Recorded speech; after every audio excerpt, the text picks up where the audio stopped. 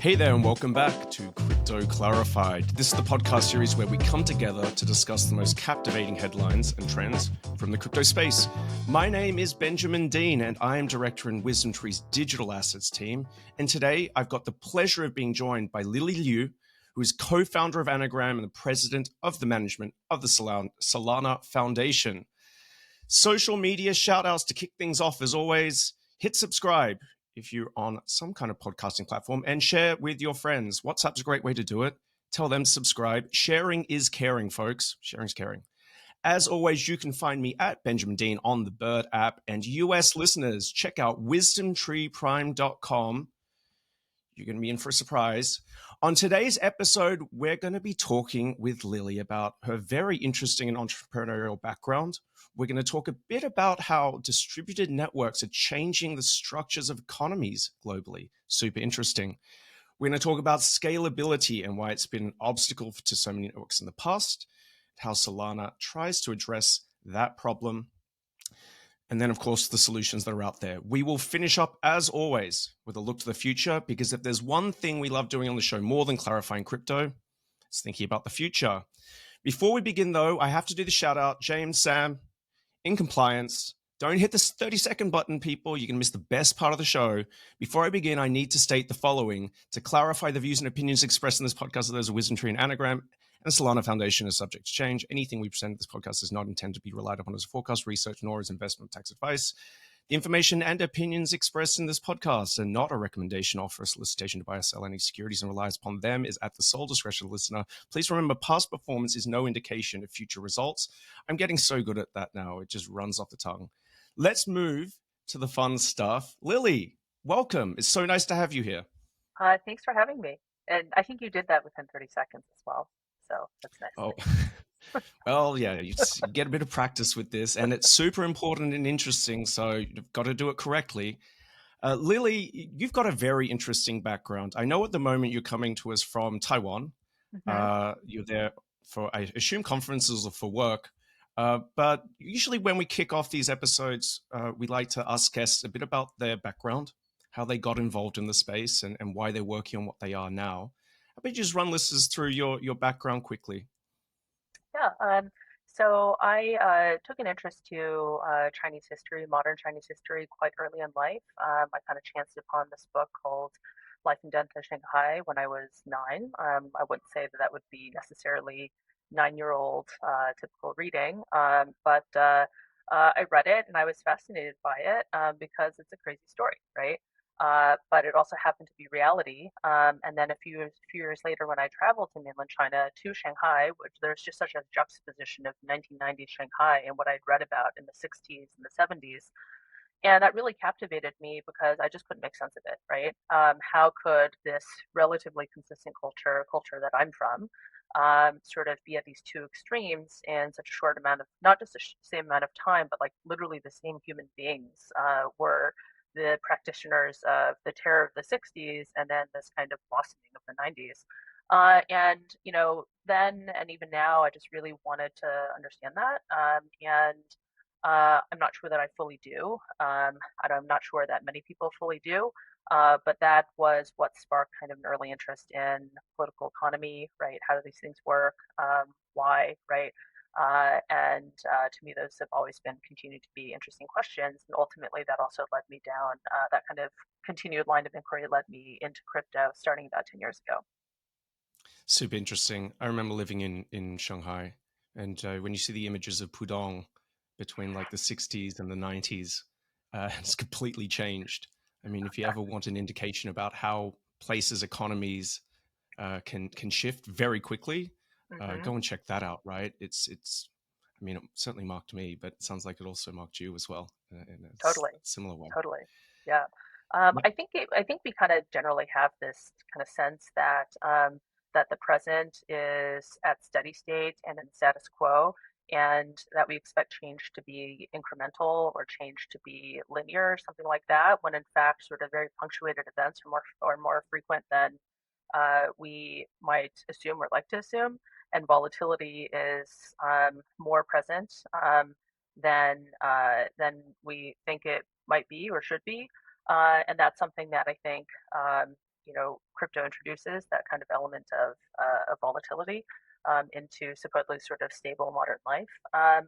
And so yeah, it's things like this dramatic transformation that's happened in many places in East Asia in the span of one generation that I think really demonstrate how much things can change governance-wise, socially, and how quickly new paradigms can actually take place.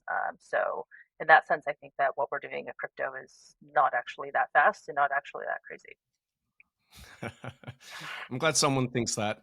It's, the thing that gets me is that they're essentially they're distributed databases, open source software, and the rate at which those technologies can spread when the cell phones everywhere, internet connectivity is not quite universal now, but it's not far off.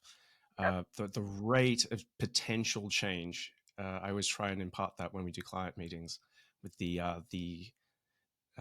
adoption curve graph, where you watch Hmm. like it took 50 years for automotives and refrigerators to go not even globally, and Hmm. then it only takes 5 to 10 years for these distributed networks to go global, Hmm. to the point where, I mean, yeah, if Yeah. where you're sitting right now is very interesting for that reason. There's always been a big crypto community in Taipei, Hmm. and it's not obvious to folks who aren't out there the rate of change, the activity that's occurring, but you can Yeah. see it. Yeah. And Yeah. you're yet I mean, another guest as well. Well, I was going to say you're yet another guest who's got a background in political economy, which is it's not a coincidence. It's not. That happens hmm. all the time. There's got to be Hmm. something there about that kind of background where you can join the dots to see, Yeah. as you said just before, like the why Yeah. is the change Um, occurring. Because to me, I think what crypto proposes, I think when people look at something like Bitcoin, there's various kind of ways that people sort of intuitively get it, right? I think that the broadest tent is to explain Bitcoin as digital gold. And that resonates with so many people because I think people very intuitively understand why gold has value and not just its utilitarian form as jewelry or whatever it might be or industrial use, but really just sort of as a store of value and also something which is globally sort of recognized as a store of value. So I think that's something that a lot of people get. But then, there's only one chain where infrastructure gets to be the application, right? Meaning the infrastructure, which is this global proof of work mining network with these big crazy computers around the world basically competing on this one function, right, day in and day out. That itself being, the same thing as digital gold is kind of being the application, as you will. That kind of overlap, I think, in the same way that there's only one metal, which is gold, only gold is gold. I think only Bitcoin gets to be digital gold. And then everything that comes after that is kind of infrastructure for applications, right? So the value proposition there, the reason for being, right, is really quite different, right? With Bitcoin, if no one ever builds any applications on Bitcoin, Bitcoin's still going to be fine, right? Now, arguably, if people are to be able to build applications using Bitcoin, would that make Bitcoin even better, right? That's its own debate. But then certainly for everyone else, it has to be a network that supports an ecosystem of applications and exactly sort of how much that's going to scale, right? But then that, that starts to put you more in that's kind of where it starts to veer towards Web3, distributed systems, decentralized infrastructure, and it's got to be useful for something beyond that token going from Lily to then and then back, right? And so Ethereum is the one that introduced that idea, and then I think is incredibly exciting. But then starting in 2017, when people actually really wanted to use it, then it started to present some challenges just in terms of usability at scale. Where if people tried to use it like they would use their computers, and it started to feel like you're trying to do 2015, let's call it, things on your dial-up internet from 1995, and then therein kind of lied the rub, right? Because people wanted to do all these things they got used to doing 20 years later, but then they basically sort of were like, well, you've got a GeoCities website, right? And so then it kind of kicked off this whole thing in 2017, 2018. Okay, different consensus mechanisms. How do you have something which is more performant? I think people have used all sorts of different language to describe it. But I think it's really about throughput, TPS, and so basically around that time, there was a lot of discussion. How can we increase the performance, the throughput, scalability, different kind of adjacent words used to describe it in order to allow us to do those things. And so there's lots of different approaches proposed, right? um, Roll-ups, off-chain transaction, balance, all sorts of different things. And then there was Solana, whose proposition was actually kind of simple, but also novel at the time. Like, why don't we just keep everything on a single shard? And people are like, no, you can't do, like, how can that possibly be? And Anatoly's proposition was, well, what if we allowed some, basically parallel execution, proof of history, different mechanisms, such that we could always sort of potentially upgrade the network to be performing at the edge of hardware. And that was a pretty novel thing, and kind of worked out, right? So that's kind of I think where we are. But to translate that into why it's important, it's not just about a number of TPS, right? It's about how do you create an experience that can potentially uh, provide a user experience which is competitive with what we are doing in Web 2 today, right? Which is, to me, the simplest is like, we used to, suffer through your dial-up modem and your 56K modem. And today we have broadband. And the difference between those two things, if we take, one example you probably all know and love is Netflix. Also existed in the 90s. They were mailing you DVDs, right? Yeah. So they were helping you watch movies, but that's what they were doing when you had less or non-performant internet. And then 2 decades later, they're streaming movies to you. So is that the same company? Is that the same application? In some ways, I suppose, but I would say like pretty materially different. And so to me, that's really what the significance of so-called like TPS really is, right? It's not just a number. It's the groundwork for a fundamentally different experience. Great. So that's a very good clarification there. We love clarifying on the show. That's why it's called Crypto Clarified. Now, so let's unpack that even more for the listeners, because that's like a whirlwind tour of like a decade of software engineering and distributed network architecting.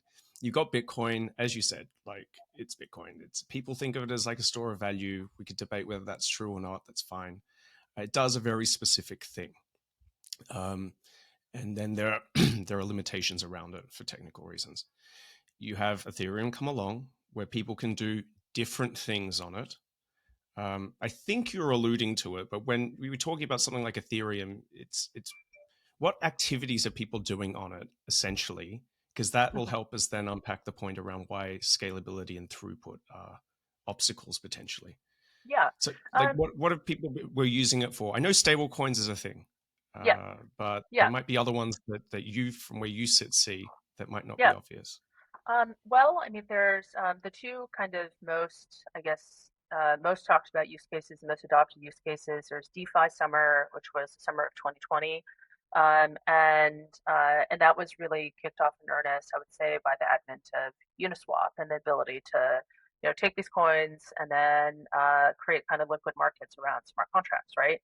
But unlike trading on an exchange, you would instead lock your liquidity into these pools, and then you would have kind of locked capital that people would trade against, right?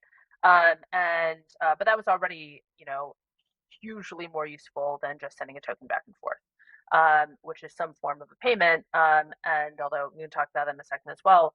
And so that's the type of thing which was a massive step up for crypto, right? And really demonstrated entirely new things that you can really do in crypto with, peer-to-peer, not just trading and liquidity pools, but then all the things you can build on top of that, money markets, and all sorts of financial products, composable financial products you can even build on top of that. And,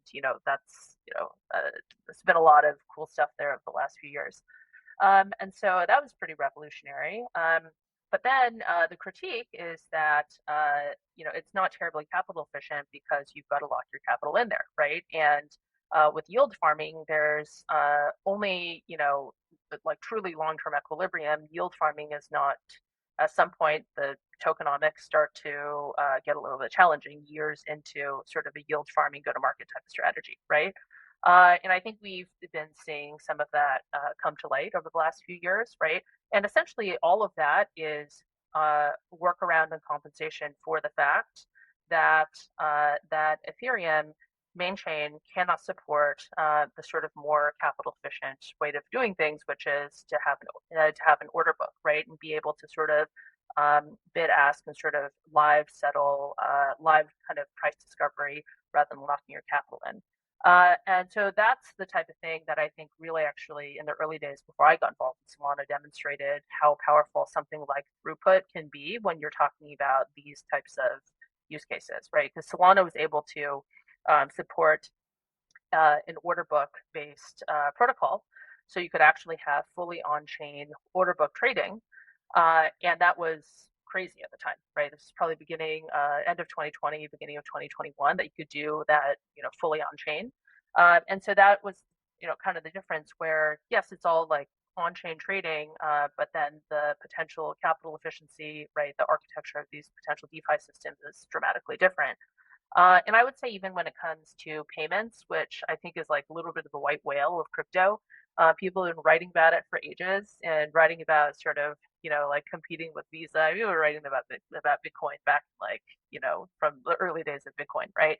So payments, which I think really are like the white whale of crypto, because it's so obvious yet we haven't been able to really do it yet for numerous reasons. That's also something where it has to be the case that that core transaction is you click a button and then the money gets from me to you in for practically no cost in no time, right? That has to be the base case. So with all of the liquidity that you have in, for example, USDC and ERC20 and so on and so forth, it's great for many things. But frankly, paying $2 and waiting 2 minutes to have a click clear is just not something people are going to wait for or pay for these days, right? So that to me is also something that throughput and performance gives you. Again, it's not really just a number. It's actually, I would say, what it does for you is it's the lack of numbers in terms of how much you're paying to make a transaction, uh, and um, and those are the types of things that are just so like kind of today you log on the internet and you don't go through like the whole like do do type of thing, dial in. It's just always on, right? It's like having to light a candle versus turning on a light switch. So that's just kind of what it's got to be is like the base case. Yeah, it's. I mean, that was really the big challenge that emerged. It became too popular in a way, and so you've got this tool that's designed to do a few things, and so folks go out there and try and use it for, as you say, like these decentralized finance apps. You got these liquidity pools. You're trying to do payments, but the tool's not really in its final form, or it's not designed to optimally conduct those activities. And so over time, Yeah, then you have to almost like invent new tools or reimagine the tool in order to give the functionality that's required for people to do what they want. And yeah, as you yeah, say, like on-chain order books, for instance, I mean, that was one thing, but there's plenty more of them. yeah. Um, So can you run the audience quickly just through then, like in terms of the Solana network, throughput, that is to say, the number of transactions that can be conducted within a certain amount of time? um, is kind of one of the reasons it was designed. Can you quickly run the listeners just through how folks thought about that or how it's designed in order to achieve that throughput, given all of the other kind of engineering and technical trade-offs that one has to make in order yeah. to allow that to happen? Yeah, and so there's like a fairly kind of one of the novel things that the original technical team kind of came up with is this concept of proof of history, right? And that was a way of using actually SHA-256, which is famously sort of known for all sorts of things, but within crypto as being the original hash function, or being not just the original the hash function that Bitcoin uses, right? Although it was absolutely developed and adopted far before Bitcoin. And so that is actually being run not in terms of us doing proof of work to try to mine Bitcoin, but actually as an internal clock so that you could have a number of different machines sort of be able to independently coordinate time or history with one another, and therefore allows sort of parallel processing execution of transactions or processing of transactions. And then there's a predetermined leader system, right? So we know that Lily's going to be determining this block, then it's going to be doing the next one, and then validator 3 or 4 is going to be doing the next one. And so you kind of have that pre-ordering. So because it's known ahead of time, then you can continue to have pretty high throughput. So there's other stuff going on, right? But I would say in principle, there's the parallel kind of execution of transactions and using this kind of, I guess, independent way of making sure that we're all sort of clocked, if you will, machine clocked at the same time, in order to enable that sort of parallel execution within the same chain, rather than having parallel execution, if you will, being in the form of L2s or rollups, which is currently sort of one of the hottest areas of exploration and innovation right now in the VM world, rather than having those things be as independent shards. And so it's a pretty different architecture, and a number of other things that kind of went on with that in order to kind of make this whole thing come together as like a smart contracting platform.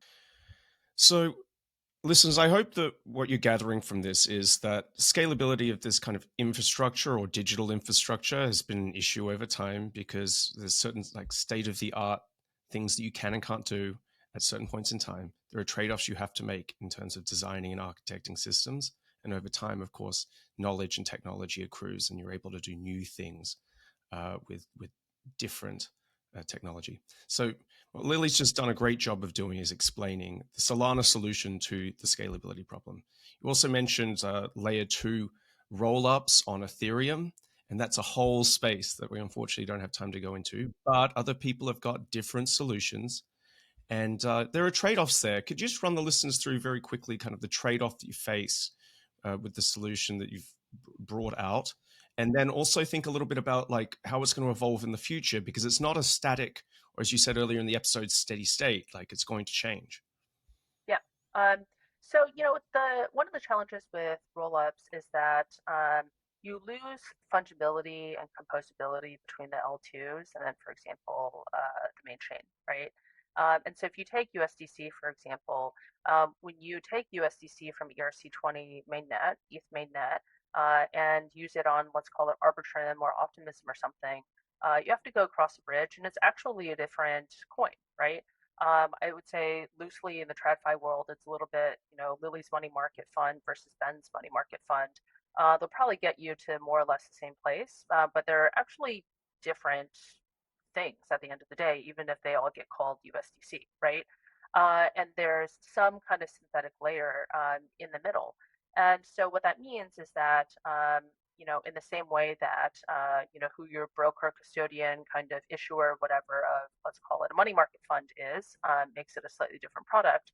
The same thing is true when you're using, some array of L2s, even for basic things like USDC. And so in crypto, we call it composability, right? Also, like, I guess it just means like, the ability for these things to natively sort of interact with one another. And so with every kind of layer that you jump, right, then yes, you can. The trade-off is fundamentally they all sort of knit into the security, the economic security of ETH mainnet proof of stake, with all the economic value and all of that kind of accrued underlying infrastructure. But then what you give up is you basically give up composability, or said another way, what you take on is fragmentation, right? And so I think it's kind of an open question right now. How can that degree of fragmentation support a user experience which is competitive with Web 2? I think that really is kind of the end of the road question. And so amongst all of the technical innovation on the infrastructure which is being done today, between L2 innovation, sequencers, how to architect sequencers to ensure those are decentralized, right? Because with every additional sort of layer that you introduce in there, it becomes sort of a repeat of some of the similar questions that we've been contending with from the beginning, right? The trilemma of security, right? And decentralization and all this type of stuff. And so, for example, right now there's now an emergent conversation about how centralized or decentralized are your sequencers, right? So we end up kind of having that same, some form of that kind of trilemma debate with every additional layer that gets introduced. And I think maybe a couple of years from now, there may even be a need for layer threes, right? So on one hand, they are that's what you've got to do in the ETH and kind of the EVM world. I don't mean this critically at all. It just comes it just ultimately a set of trade-offs for what is incumbent, the network effects you're already taking on that have certain benefits, but also has certain costs, right? So that in my mind is kind of the ultimate question. How can you provide a user experience for this kind of world of decentralized applications with all of this underlying fragmentation? I don't know, open question, right? Yeah, it is. Yeah. And as you say, trade-offs are involved. Listeners will remember the term composability from the chat we had a few weeks ago with Sunny Agrawal at Osmosis. Hmm. We covered that Also in a good depth. So, friend and colleague. Yep. yeah, Sunny's great. Shout out to Sunny.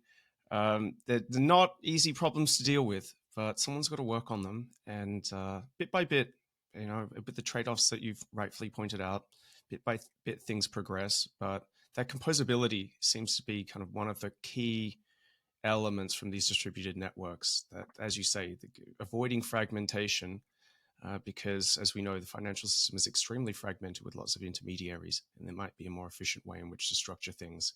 Maybe. But that time will tell. But that's an excellent segue then to think about the future. So we love to end these episodes thinking about the future. From where you sit, you get to wear a lot of hats. You're a very entrepreneurial person. What are the kind of areas that you've got your eye on? That can be an extension of your point there around composability in Solana, but it could also just be broadly, given the part of the world you're in right now and the very Hmm. interesting vantage point that Yeah. you have across the space. Totally. And so, for me, what's been captivating about crypto from the beginning, and it took me a while to really even articulate it like this to myself, but what it does to sort of this assumed balance between different factors of production, which has typically been characterized as capital and labor, right? So, for the longest time, and I would say even in most places today, where capital is scarce, labor is abundant, and we've shifted that in certain industries, certain parts of the world, certain skill sets through education and so on and so forth. But then what crypto fundamentally does is it takes some of those factors of production and then makes them privately accessible to even a very small group of individuals, which was never before possible, right? And what becomes so interesting about that is it takes kind of that shift and that balance and kind of the political economy, if you will, between capital and labor, and fundamentally kind of shakes it up. And I think we're still discovering what exactly that means, right? But I think it has pretty dramatic implications for labor market access, right? Because in principle, right now, I can transact with potentially anyone in the world for maybe let's not call it goods, right? That's got to be physically settled, but at least services. Some service delivered with Ben's time or something like that, right? So that's pretty, and I can instantly sort of pay you in USDC or ETH or Bitcoin or whatever it might be. And that's really powerful, right? That kind of truly peer-to-peer type of relationship that you can have, which is fundamentally, labor services type of relationship, right? And so to me, that's one of the biggest stories really around crypto. We talk about self custody a lot, which typically means like I hold my keys, right? But the extension of that is you don't just self custody your mnemonic, right? Really, what you're self custodying is control over your sort of factors of production and how those are contributed or not contributed into the world around you. And so that to me has really always been the biggest story long term as to what's happening in crypto, right? It's kind of like this, like an ultimate form of, people always talk about property rights, and this is like a very, very literal form of property rights, which is now sort of distilled down to the individual. And that to me is kind of the driving force behind what is possible here. And so even in these, big 90% drawdown bear market cycles, if people ask me like, why are you still doing that, right? Why are you still doing this after your third bear market? Why are you not terribly perturbed and completely stressed out? And that's because of those fundamental sort of things that it allows that I think are sort of withstand these crazy bear and bull market cycles, and at least I have conviction that that's something which is powerful enough to kind of be worth pursuing over time. So it reminds me that you mentioned the capital and labor dynamic there. I remember the growth models in development economics, and basically they sit there and say there's capital and labor, and then there's like this point above it that says like, and here's where the growth rate is, and I look at it and I go, so what's that delta? Like, well, how do you explain like that it's higher than the capital labor? And they Hmm. go, well, that's technology, and we don't know how it fits into the model. We know that it increases kind of the productive capacity over time, but we didn't answer that. And in a way, what you just explained is kind of like that it's not magic. It's just like technological advances. It can sometimes feel like magic, but uh, Yep. the what's fascinating here is like if you think about how economies evolved out of the industrial age and then kind of industrialization spreads in different parts of the world, you still have like a kind of very fragmented set of systems because you didn't have the international or internet connectivity to join everything Hmm. together. And what's like totally different here, and it's like straight out of the box, open source software distributed networks that are not by nature but by implementation, they transcend boundaries in ways that kind of the previous systems weren't designed to do or didn't end up doing in a very efficient way. And if you can start seeing that, as you just explained, you can start also seeing how it completely can change the way in which economies are structured. I mean, at the top of the episode, we were talking about Shanghai and Pudong. You can see Hmm. how things can change very quickly. I don't think everyone's fully wrapped their heads around the implications that you've just outlined, and I've Yep. tried to outline a little bit as well. Yep. Yep. Uh, So yeah, I mean, especially right now, especially some of the narratives that have been framed in particular of the last few weeks, right, is focused on certain sort of, let's call it more nefarious or, whatever use cases that have always kind of been part of the narrative around cryptocurrency. And, I don't want to pretend they don't exist or anything like that. But on the flip side, right, new technologies to me are always really excited by sort of what new markets they open up, right? And what sort of by new markets, I mean, people who are able to connect with people, whereas they were not previously able to, right? And to start to be able to transact with those folks, right? Classically, sort of the Uber, using the mobile phone to connect drivers and riders in an instant, right? As being like, very classic model of that. So that to me is really sort of the bigger story of what cryptocurrency enables, right? Because it is this kind of fundamental base layer that allows really anyone to potentially economically transact with someone else for services at the very least, right? Which is the time that is so basic to I guess what we do, right? So that to me is the bigger narrative outside of some of the things that have been sort of more commonly talked about, especially recently. oh yeah, for sure. You totally Yeah. see it. The listeners know from the other week when I was in Buenos Aires, and they also know when I go to Istanbul. Like Hmm. the, if you could start seeing how the technology is used out there in the wild, um, Yep. you can't Oh miss yeah. it. You can't Oh miss it yeah. once you go out there. But not everyone goes out Uh, there. I And mean, I mean, it's speaking of Istanbul, I was there in February as well, and exactly, I mean, it's very stark, right? How it is so much more intuitively useful for people in more challenged economies than yeah, in economies where money works. yeah, And so if you deal with, it doesn't have to be hyperinflation, like the really dramatic, like country ran out of money type of, or ran out of paper type of inflation. If you're dealing with like 50, 70, 80%, even official inflation, right? What I understand is I think there's a number of economies in Latin America and Africa, for example, where they don't even off ramp. It's not even about off ramping, right? They just want to be able to hold USDT or USDC yeah. as a way of transacting with one another because, gosh, it's so much better than what you have as an alternative, right? So it just totally changes, the relative value proposition.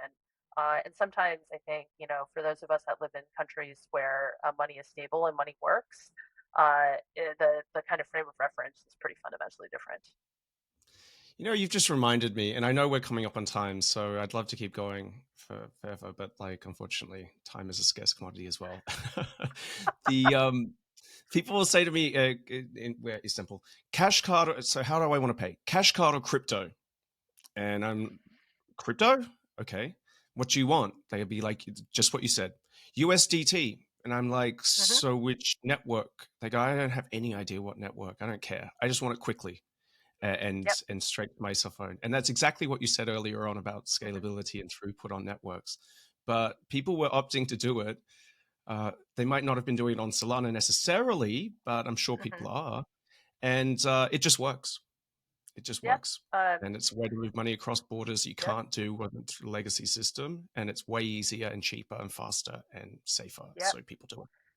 Yeah. In fact, in many parts of the non-Western world, people use Tron USDT because it's Yeah. cheap, fast USDT. And so, to me, it's also quite interesting that there is a little bit of this kind of perception bifurcation between, let's call it very simply, Eastern crypto and Western crypto.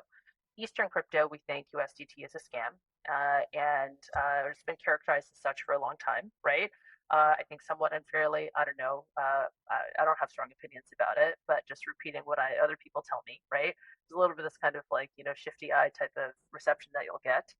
Yet USDT is over three times the size, or I think roughly around three times the issuance of USDC, right?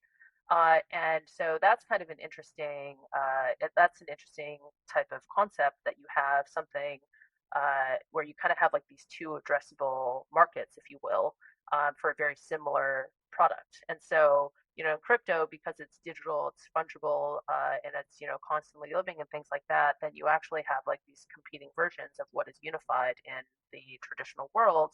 And it opens up entirely sort of new dimensions of thinking about these things. Whereas in the West, we all love USDC and probably, don't really look at USDT in the same light. And it's just completely different perceptions, within the short flight of one another. And yeah, and both are real. So Yeah. Hey, look, folks, the data is out there. Someone named Matt Alborg, Arlborg. You can find him on the Bird app. He took Bit Refills data, which is all transactions in different countries, and broke it down by chain. And I'm looking at the chart right now. You look at the United States, it's probably 40% on the Bitcoin ecosystem. You go to Europe, it's about half. You go to Asia, it's maybe 10%. Most popular chains are Tron and Binance, BNB chain. Latin America, about a third of it's on Binance Pay. Africa, it's about half Binance. So yeah, absolutely. The information's out there. You just got to know where to find it. But as you say, like watching how people do this in very different markets, very different contexts, different incentive structures, yeah, it's endlessly fascinating. right. And even if you just, even take the crypto element out of it and look at where internet users actually live and just segment them by time zones, I think it's something like a third of internet users are GMT plus 8 or around GMT plus 8. And then the total percentage of internet users that are within sort of comfortable working hours range of, for example, PST, is 15-20%, right? Yep. And then the percentage kind of within CET or GMT, and so it's really the locus of the potential user bases, if we can get the scalability right, all those types of things, is really not evenly distributed. And so, with all of the sort of, what happens in crypto every few years is there'll be differential sort of regulatory responses to the things that are happening. And in the past, it was oftentimes happening in various kind of regulatory areas in GMT plus 8. And what happened was went from north to south, basically to Singapore. Now it's moving a little bit back to Hong Kong, right? Yep. And it went from no on ramps, people's crypto exchanges, and so there's been like this kind of pursuit and then flexing type of like almost this kind of like amoeba type of flexibility about crypto. And I think we're going to be seeing that now again, right? I don't think it's coincidental that all of this stuff started to happen in the US and then in the UK, I guess where you are, which has its own economic challenges from what I hear. Yes, There's it does. been a fairly warm, at least if not embrace, I would say interest at least, right? in seeing an opportunity. And so I think that's just going to continue to exist, right? Because its kind of home base is really digital more than anything else. Yeah, and we've seen this happen before. I just remember a few years ago at the New England Complex Science Institute, they had data from Twitter.